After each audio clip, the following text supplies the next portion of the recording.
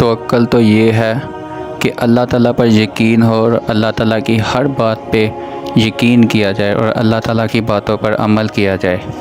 توکل، جو اللہ تعالیٰ پر توکل کرتا ہے وہ اس کے سب مطالب پورے کر دیتا ہے۔ جو شخص اللہ تعالیٰ پر توکل کرتا ہے وہ فکر مند اور دردناک حالت میں نہیں ہوتا۔ جو شخص اللہ تعالیٰ پر بھروسہ رکھتا ہے وہ مستغنی ہو جاتا ہے، اور جو اس پر توکل کرتا ہے وہ ہر طرح کی فکر سے محفوظ ہو جاتا ہے۔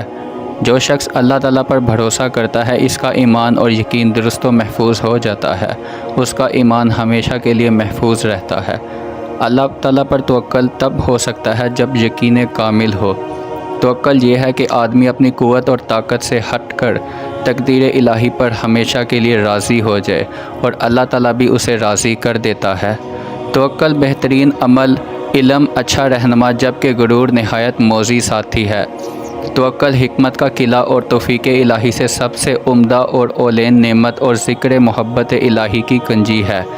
توکل ایک بھاری سرمایہ اور عقل ایک یقینی دولت ہے۔ بہت سے لوگ جو اپنے کاروبار میں دوسروں پر بھروسہ رکھتے ہیں وہ انجام کار میں نقصان اٹھا لیتے ہیں۔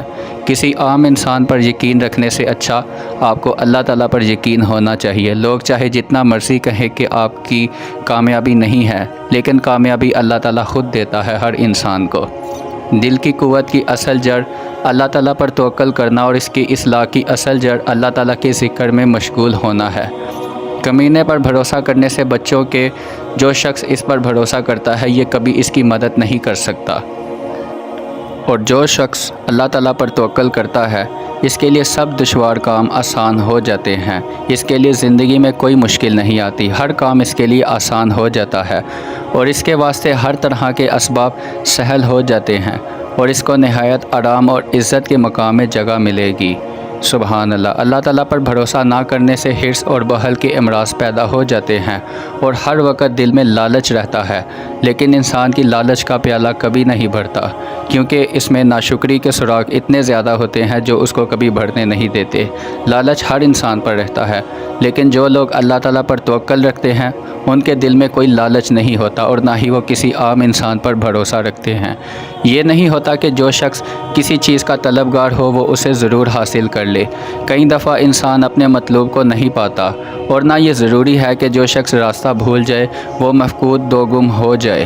جو شخص اللہ تعالیٰ پر بھروسہ کرتا ہے وہ روزی کے معاملہ میں اسے تہمت نہیں لگا سکتا، یعنی یہ نہیں کہہ سکتا کہ اللہ تعالیٰ نے میری روزی تنگ کر رکھی ہے، کیونکہ رزق اللہ تعالیٰ خود دیتا ہے۔ کسی کو تھوڑا دیتا ہے اور کسی کو زیادہ دیتا ہے، اور جس کو کم دیتا ہے وہ اللہ تعالیٰ دیکھتا ہے کہ یہ صبر کتنا کرتا ہے، اور جس کو رزق اللہ تعالیٰ زیادہ دیتا ہے اللہ تعالیٰ دیکھتا ہے کہ یہ میرا شکر کتنا ادا کرتا ہے۔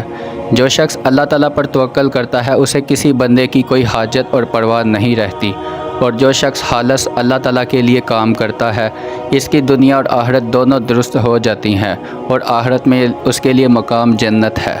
مولا علی فرماتے ہیں کہ اللہ تعالیٰ کی قسم، میں نے اپنی عمر مسافرانہ طور پر بسر کر دی، اور جب کوئی حاجت کے وقت کوئی چیز تلاش کی تو وہ مجھے میسر آ گئی، کیونکہ میرا یقین اللہ تعالیٰ پر تھا۔